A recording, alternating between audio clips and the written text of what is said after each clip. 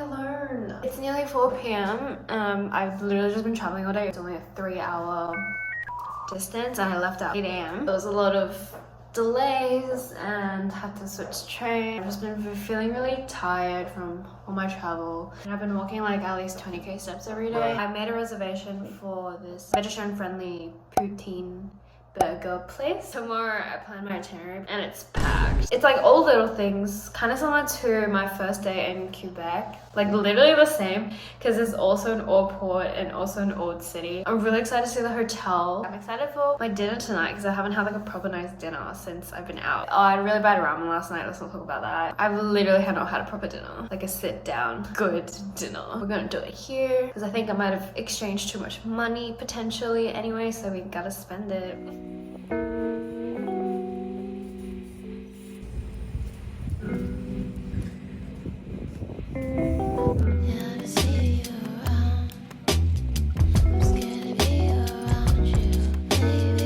At this point into my solo trip, I was getting really used to having only myself as company. I was used to the silence. I was used to just going into a store if I felt like it. I was used to taking myself on little dates every day. It was the highest quality time I've spent with myself. I think being alone does come easily, being an only child, but I've slowly stopped to resent it and appreciate being solitude. No need to pretend, no need to compromise, no need to entertain. I think it has become much easier to sit alone at a restaurant these days because of the invention of mobile phones. However, dinners are just different. I think it's very normalized to have lunch and breakfast by yourself. But dinners are a time for gatherings, for friends and family, for sharing about your day. And it was just something I was still overcoming, eating a dinner alone. So if you do a little Wikipedia search of poutine, it's defined as a dish of french fries, cheese curds, topped with brown gravy. It is from Quebec region. Fun fact, it was found to have the second highest sodium among single meal items. So yes, I did add more salt. I think it being vegetarian was not very representative of real poutine. So yeah, I did not enjoy it. I would rate it maybe a 2 out of 10 just because there were french fries in it.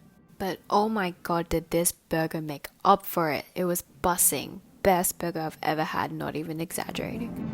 Thank God I got the bag.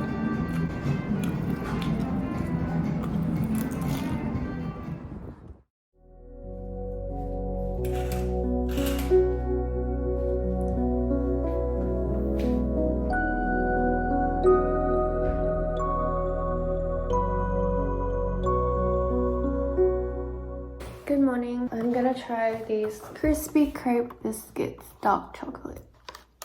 Whoa, they're like super thin. So good. It's so good. They actually don't contain a lot of ingredients and I can like understand most of them. Oh, these are actually made in France. I have to stop. Time to change. I'm dying though. Ice is going in my eyes, like thrashing my body. How do people live like this every day? It was fun like 5 minutes ago and then it wasn't. So he's doing it again. Oh my god. Hello there, and welcome to the exciting world of kids. 1, 2, 3, go!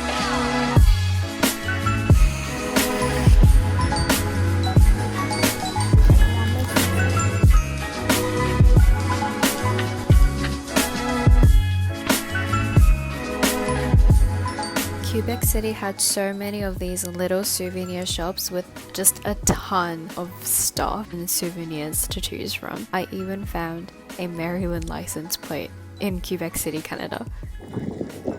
I think I need to go down. Actually, no, let's not do that.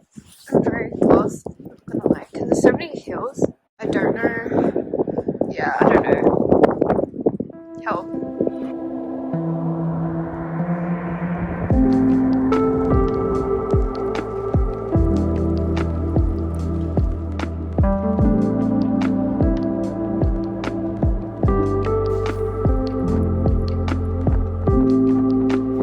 Absolutely like no water around me, because why would anyone come to a fucking pool where it's the windiest in like -5 degrees, which feels more like -20? Only me.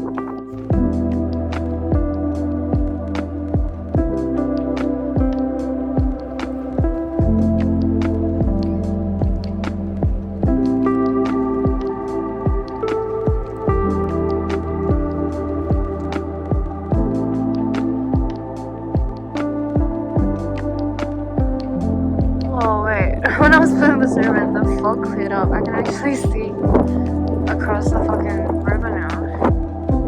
This is actual snow, it's not ice, it's actually soft, so it's so much easier and quicker to make this river.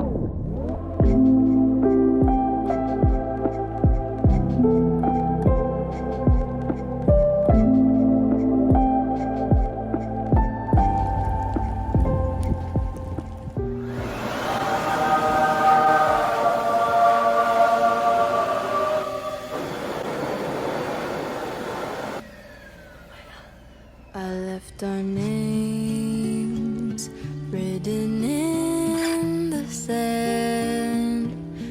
I didn't know that they would wash away so fast, and that no, I left in your bed. You don't have to lie to me, I know it wasn't red. The Citadel de Quebec was built by the British Army during the War of 1812. It was a really long time ago, and it is the largest British fortress in North America. Now it's home to the Canadian Forces, specifically the Royal 22nd Regiment, and they're actually the only French language infantry regiment in this force. Our tour guide was so sweet, like a big gentle bear, that guided us through the entire establishment. You see my tuque, my plantain tuque. The best place to go would be inside the jail, here, or inside a shooting gallery like here. If shooting gallery is taken, Citadel has been lost at the end of the enemy. You have questions? No, it's cool. Pas de questions? Ok, parfait. So we'll go to the inside the Pendant magazine. 1 year or the fall before, the river would flow. Over there you see Chateau Frontenac. When I was young, the roof was green. Now it's brown. It's because they changed the roof. So Kate and William came here for their honeymoon in 2011. People were crazy, like the Beatles were in town. Afterwards, I visited the Cathedral Holy Trinity, which obviously couldn't compare to the one in Montreal, but it was still a nice place to take cover. And I found this highly rated brunch place, and the interior was very pretty, but it was very late, so it was very empty. And I just ordered some burgers and fries again. It's just the easiest thing to order when you're vegetarian and all the restaurants are Western food. It's kind of the only option sometimes. Burger wasn't nearly good as the one at Chez Victor, but I'll still take it. I came back to the Airbnb to rest a little, and as you can see, the snow outside my window piled like crazy. And when I was walking out on the street afterwards, there's these machines that push the snow away from the roads, which I found was really cool and very much needed. I was really proud of myself for making a new friend at the Citadel tour. She was also a similar age and also went to American uni, but she was there permanently. And we decided to get some food and headed over to this really cool arcade looking bar. They had so many pinball machines and arcade machines in general. It was so fun and really appreciated the company.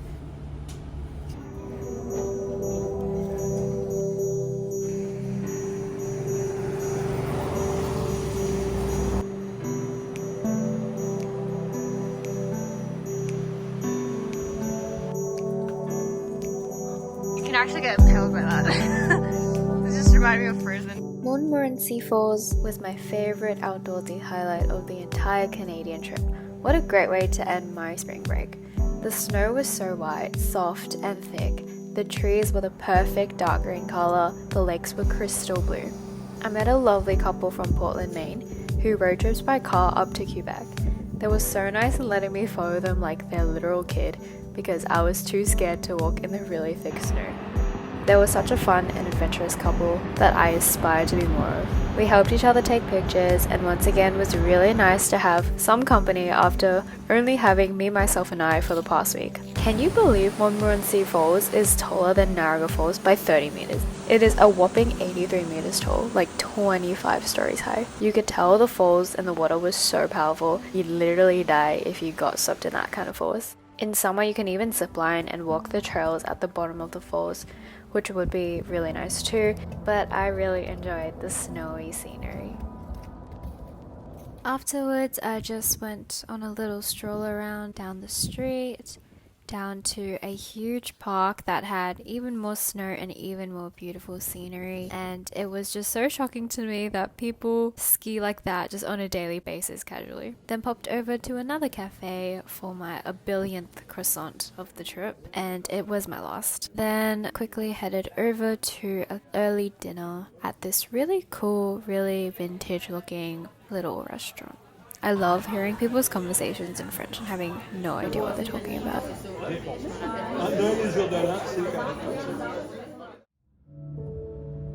After my first solo trip traveling around Canada for a week, I learned a few things. I learned that I don't need company, I want it. So be picky to who you want to let in your life. Do they energize you? Do they inspire you? Do they comfort you? Do they bring you safety? Do they make you laugh? Another thing I learned is that nature is so healing. Honestly, if you're ever feeling down, just look up to the sky, look up to the clouds, listen to the rain, watch the leaves slowly blow in the wind. It will heal you in some kind of way. Third thing I learned is to be open to others. There is so much kindness in the world waiting to be untapped.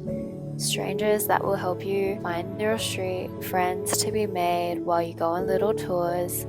Fourth thing I learned is that going out of your comfort zone is a must once in a while. Wow, do you learn so much about the world and yourself all at once. The last and most important lesson I learned on this trip is to prove yourself wrong. Go out of your comfort zone. Do things that you never thought you could do, because believe me, you are so much more capable than you think.